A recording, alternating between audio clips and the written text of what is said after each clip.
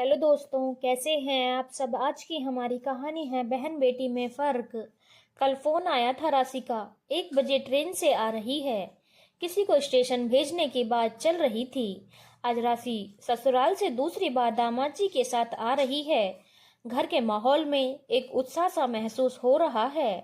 इसी बीच एक तेज आवाज आती है। इतना सब देने की क्या जरूरत है, बेकार फिजूल खर्ची क्यों करना। और हाँ, आ भी रही है तो कहो कि टैक्सी करके आ जाए स्टेशन से। बहन के आने की बात सुनकर आकाश भुनभुनाते हुए बोला। अपने बेटे की बात सुनकर राधिका जी तो एकदम सकते में आ गई कि आखिर यह हो क्या रहा है। राधिका जी बोली, जब घर में दो दो गाड़ियां हैं तो टैक्सी करके क्यों आएगी मेरी बेटी। और दामाद जी का कोई मान सम्मान है कि नहीं। अरे, अगर राशि और दामाद जी टैक्सी लेकर आएंगे तो ससुराल में उसे ताने सुनने पड़ेंगे। घर में दो दो गाड़ियां हैं फिर भी कोई लेने नहीं आया। क्या इज्जत रह जाएगी मेरी बेटी की उसके ससुराल में।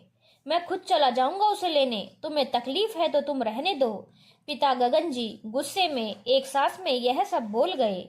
और ये इतना सारा सामान का खर्चा क्यों, शादी में दे दिया ना, अब और पैसा फूकने से क्या मतलब। आकाश ने बहन बहनोई के लिए आए कीमती उपहारों की ओर देखकर फिर से ताना कसा। अपने बेटे की बात सुनकर आकाश के पिताजी गगन जी गुस्से में बोले, बकवास बंद कर। तुमसे तो नहीं मांग रहे हैं, मेरा पैसा है। मैं अपनी बेटी को चाहे जो दूं। तुम्हारा दिमाग खराब हो गया है क्या जो ऐसी बातें कर रहे हो। आकाश फिर से दबी जुबान में बोला, चाहे जब चली आती है मुंह उठाए। गगन जी अब अपने गुस्से पर काबू नहीं कर पाए और चिल्लाकर बोले, क्यों ना आएगी। हाँ, इस घर की बेटी है वो, मेरी बेटी है वो। ये घर उसका भी है। जब चाहे, जितने दिन के लिए चाहे वह रहकर जा सकती है। बराबरी का हक है उसका।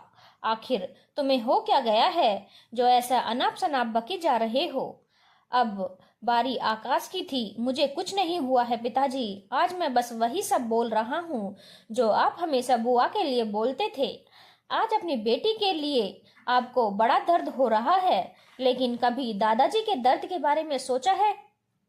कभी बुआ के ससुराल और फूफा जी के मान सम्मान की बात नहीं सोची। राधिका जी और गगन जी एकदम सन्नाटे में चले गए। आकाश लगातार बोले जा रहा था, दादाजी ने कभी आपसे एक ढेला नहीं मांगा, वो खुद आपसे ज्यादा सक्षम थे।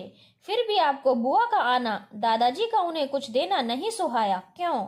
और हाँ, बात अगर बराबरी की और हक की है तो आपकी बेटी से पहले बुआ का हक इस घर पर है। पर आकाश की आवाज आंसुओं से भर्रा सी गई थी। अफसोस भरे स्वर में बोला। गगन जी की गर्दन शर्म से नीची हो गई, पर आकाश नहीं रुका। आपके खुदगर्ज स्वभाव के कारण बुआ ने यहाँ आना ही छोड़ दिया।